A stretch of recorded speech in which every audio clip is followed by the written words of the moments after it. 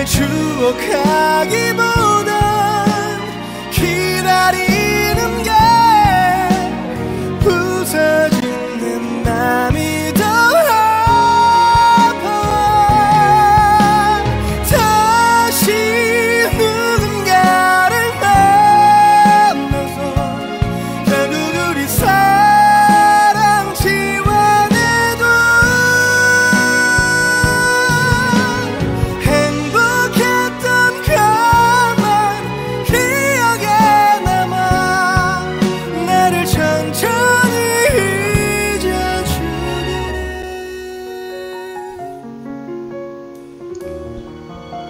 자, 오늘은 삼국시대입니다. 교과서는 46페이지부터 49페이지까지고 쌤이 방금 전까지 중국이랑 축구를 하는 걸 보고 있다가 축구 지는 거 보고 상당히 열받은 상태로 오늘 수업을 시작하겠습니다. 오늘 신청곡은 MC 더 맥스 어디에도 였습니다. 오늘은 저번 시간에 이어서 고구려에 의해서 오늘은 백제와 신라의 성장 과정에 대해서 살펴보겠습니다. 자, 그래서 백제와 고구려가 어떤 관련성을 가지고 시작한 나라인지, 그 다음에 신라는 어떤 과정을 거쳐가면서 중앙시권 국가로 성장해 가는지를 배우면 되겠습니다. 저번 시간에 했던 가장 핵심적인 요소였습니다. 이 중앙집권 국가로 발전하기 위해서 이런 정보활동, 율령을 반포하고 불교를 수용하고 유교 통치 이념을 가지고 정치체제를 만들어가는 이 네 가지 요소가 언제 어느 왕 때 백제와 신라에서 나타나는지를 배우는 것이 가장 핵심입니다. 일단 백제의 성장 과정을 먼저 보겠습니다. 쌤이 그 건국신화 설명해줬죠. 부여 고구려 백제는 형제지간 친척국가입니다. 친척국가. 자, 근데 그게 이야기상으로만 존재하는 것이 아니라 실제로, 자, 여기는 고구려의 조기 무덤 양식입니다. 그리고 이거는 백제의 조기 무덤 양식이고요. 그래서 이 두 무덤 양식을 비교해보면 거의 똑같은 사람들이 만든 것이라고 할 수 있습니다. 이런 것들은 다 이 건국 신화를 뒷받침해주는 중요한 유적이고요. 교과서 46페이지에 사진이 실려 있습니다. 이거 선생님이 반드시 중간고사 때 출제하도록 하겠습니다. 이 유사한 무덤 양식이 의미하는 바는 바로 백제와 고구려의 어떤 같은 계통으로 만들어졌던 그런 것들을 뒷받침해주는 중요한 유적입니다. 자, 그리고 백제가 위치한 곳을 보면 이 한강 유역에 일찌감치 자리를 잡았기 때문에 이 큰 강 유역에서 농경이 발달하면서 또 이 황해 바다를 건너 중국과 일찌감치 교류를 시작하면서 일찌감치부터 발전을 시작합니다. 그래서 3세기 중엽, 자, 3명의 왕을 기억해두면 됩니다. 고이왕이라는 왕, 첫 번째. 자, 이 사람은 관리들을 16관 등으로 16개의 등급으로 나누고, 그 다음에 각 관리들이 등급마다 입어야 되는 그 관복 색깔을 지정해 줌으로써 왕권을 강화해 갑니다. 그 다음에 근초고왕, 백제의 최대 전성기고 4세기 중엽입니다. 활발한 정복 활동을 통해서 최대로 영토를 많이 확장시킨 왕이 근초고왕이고, 우리 고구려 할 때 배웠을 겁니다. 고구원왕이 이 근초고왕이 침입을 받아서 싸우다가 전사를 함으로써 고구려는 큰 위기를 맞게 됩니다. 자, 그리고 근초고왕 때 활발하게 해외 진출하게 되는데 교과서에 이 지도가 실려 있습니다. 47쪽에 지도 실려 있고, 이 지도 상당히 시험이 많이 나옵니다. 이 백제가 일단 평양성을 공격해서 고구원왕 전사시키고, 그리고 해외로 진출하는 이런 과정들. 그래서 여러분은 이 지도를 보고, 이 백제가 커진 이 지도와 이 화살표를 보고 근초고왕대라는 것을 알 수 있어야 됩니다. 반드시 기억합니다. 알겠죠? 자, 그러면 이런 백제의 활발한 해외 진출을 뒷받침해주는 증거입니다. 이 칠지도는 무슨 뜻이냐면 7개의 가지가 있다는 뜻입니다. 그래서 하나, 둘, 셋, 넷, 다섯, 여섯, 일곱. 7개의 가지가 있는 칼을 칠지도라고 하고, 이 한일 고대사에서 가장 수수께끼가 되는 어떤 한국과 일본의 역사학자들이 가장 해석이 엇갈리는 유물이 이 칠지도입니다. 이 칠지도에 글자가 적혀 있습니다. 여기 글자가 적혀 있는데 어떤 글이 적혀 있냐면, 이와 같은 칼이 없었는데 백제의 왕세자가 일부러 외왕을 위해서 만들었으니 후세에 전하여 보여라 라는 문구가 적혀 있습니다. 이 문구를 어떻게 해석하느냐, 우리나라에서는 백제의 왕세자가 일본의 왕에게 하사하는 하사는 그러니까 칼이다 라고 해석함으로써 백제가 일본에게 문화를 전파해준다고 보고 있습니다. 반대로 일본 역사들은 어떻게 보고 있냐면 백제의 왕세자가 이걸 일본 왕에게 만들어서 바친 것이다 라고 해서 일본의 역사자들은 일본이 더 위에 있고 백제는 일본의 영향력 밑에 있던 국가다라고 서로 반대 해석을 하고 있습니다. 그렇지만 이 해석이 어떤 게 맞느냐를 떠나서 이 어떻게 해석하든지 간에 백제와 이 외는 긴밀한 관계였다라는 것은 이 유물로서 확실한 증거입니다. 그래서 이것 역시 반드시 시험에 출제할 겁니다. 이 칠지도는 이 백제와 외의 긴밀한 관계를 보여주는 확실한 유물입니다. 자, 그리고 4세기 이제 말에 들어가면서 침류왕이 불교를 수용해가면서 백제가 발전을 해 나갑니다.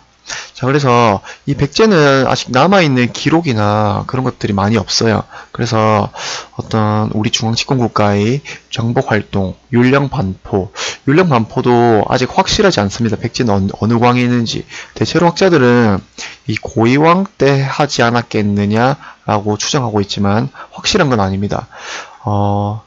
다른 고구려나 신라가 좀 확실한 기록이 많이 남아있는데 백제는 아직 좀 베일에 쌓여있는 부분이 많아요.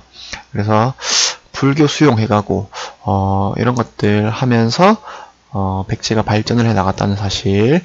그 다음에 고구려에서 우리 제가회의라는 귀족들이 중요한 일들을 결정하던 회의가 있었던 것처럼 백제도 정삼회의라는 중요한 일을 의논하던 곳이 있었습니다. 그래서 백제는 여기까지.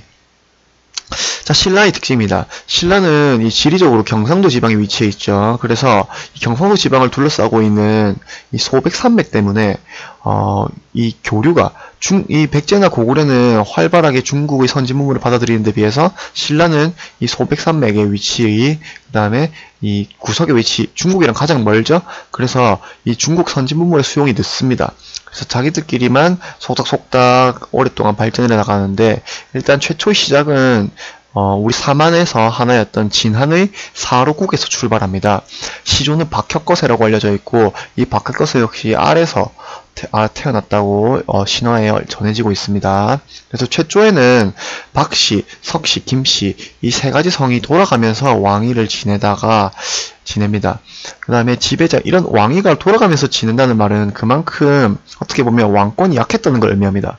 보통은 자기 아들들에게 물려주는데 여기는 자기 아들들에게도 물려줄 만큼의 왕권이 안 됐기 때문에 박씨, 석씨, 김씨가 돌아가면서 왕위를 차지했었습니다. 그 다음에 지배자의 칭호도 여기는 상당히 자기들끼리 속닥속닥 좀 독특한 칭호를 사용합니다.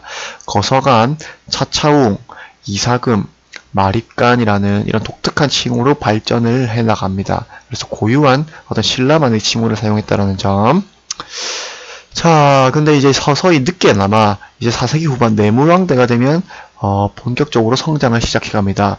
일단 첫 번째로 김씨만 왕위를 세습할 수 있는 이런 것들이 이제 박씨와 석씨는 어떤 왕위 경쟁에서 탈락을 했다라는 것을 의미하고 그만큼 김씨라는 왕위 세습권, 왕권이 강화되었다는 것을 의미합니다.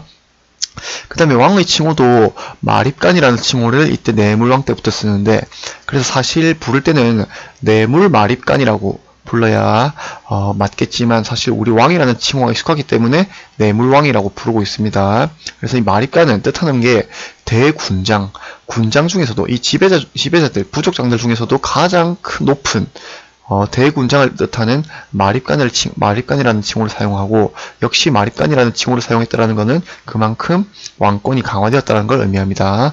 자, 근데 이 대물왕 때 왜 일본의 침입으로 큰 위기를 맞게 되는데 이걸 도와주는 게 고구려의 광개토대왕입니다. 고구려 최고의 전성기를 이끌었던 광개토대왕이 군사를 보내서 신라를 구원해줍니다. 그래서 이제 그 뒤로는 고구려의 영향력에 간섭을 받게 됩니다. 그 증거가 바로 이 교과서 48쪽에 나와 있는 호명 그릇이라는 그릇입니다.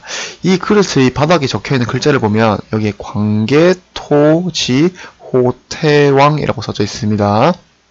그래서 이 그릇은 경주에서 발견됐는데 이 경주에서 발견된 이 그릇에 광개토대왕릉 비의 글씨와 똑같은 글씨체로 써져 있는 이 그릇이 발견됨으로써 거기다 그릇에는 광개토 대왕이라게 써져 있죠.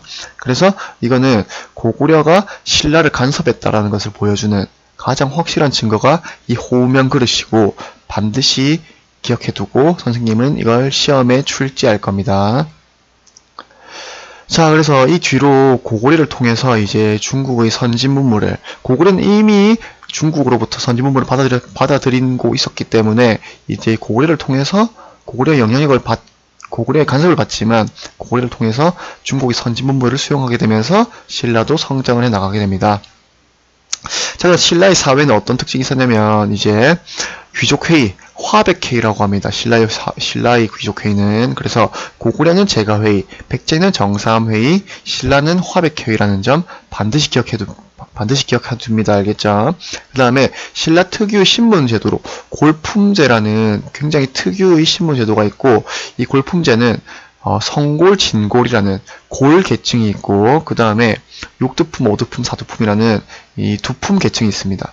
그래서 이 성골, 진골 계층은 귀족 계층이고, 육두품, 오두품, 사두품은 그래도 조금 낮은 애들입니다. 그래서 이런 특유의 신문 제도가 있었다라는 점 반드시 기억해두고, 신라 사회를 이해하기 위해서는 이 골품제 반드시 기억해야 됩니다. 알겠죠? 자, 그래서 오늘 백제와 신라의 성장 과정 여기까지입니다. 실제 수업 시간에 보겠습니다.